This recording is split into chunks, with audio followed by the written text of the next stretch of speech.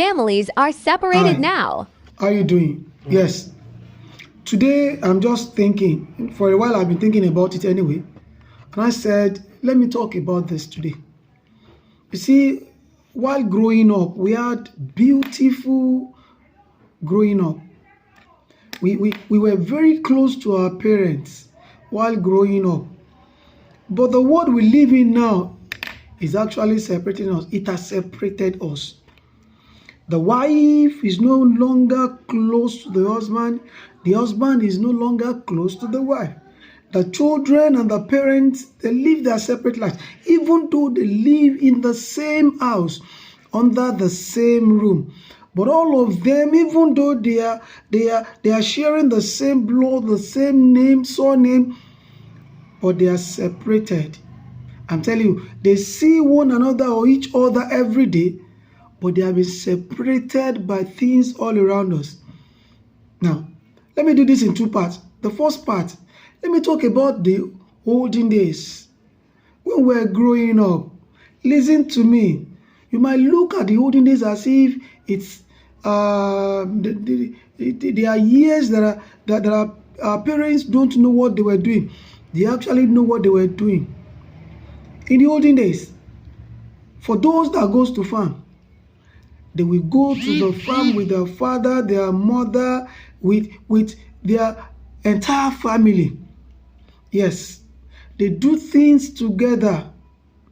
In fact, in the olden days, in Africa, we live in a community. And when they say community, it is coming together of a group of people that share things in common. Yes. You see, African community is different from European or American community. But these days, we are learning from foreign land, and it's really affecting the way we live. And that is why we are separated in mind, in spirit, in body, in everything. No wonder we're having broken homes. No wonder we're having children that are wayward. But in the olden days, the foundation in Africa is that we do things together. We don't do anything in isolation. So the parents and the children, the entire family, they go to the farm together. They do things together. In fact, if your father has a land, a farm, he will call on his friends to come together. They do it together. This week, they will come to help him in his own farm. Next week, he goes to their own farm to help. And it was a peaceful society.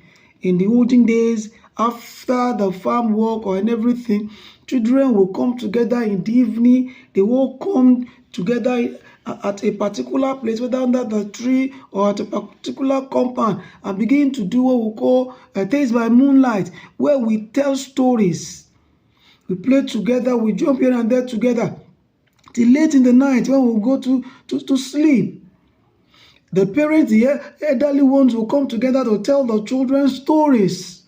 They will tell us stories that make sense. Stories about tortoise, about some other animals, and we derive knowledge, wisdom from those stories. This is our African setting.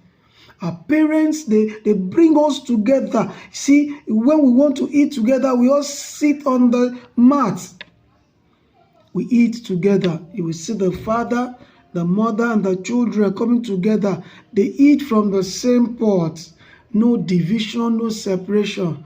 It is the soup that the husband eats, that the wife will eat, and the children will eat. We all had time to do things together. We were never scared to walk alone. Even when we are going to the stream or to the farm, on that lonely path that leads to the farm or to the stream, we were never scared. Because we believe nothing evil will happen to us. We go there with joy. We come back with joy. But today, what do we have? Today, the husband goes to work.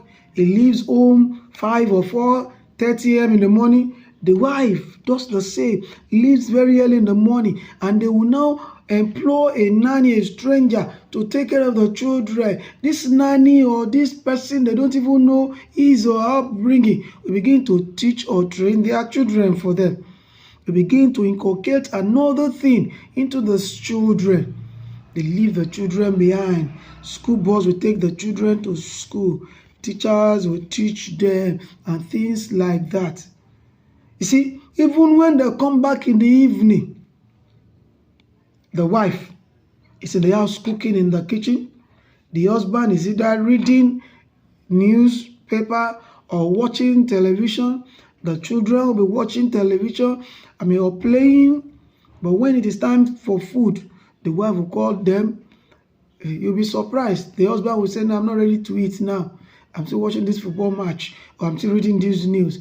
And the children will go and eat alone. Yes, they eat from different bowls. But in the olden days, we eat from the same bowl. All of us will dip our hands in the same bowl.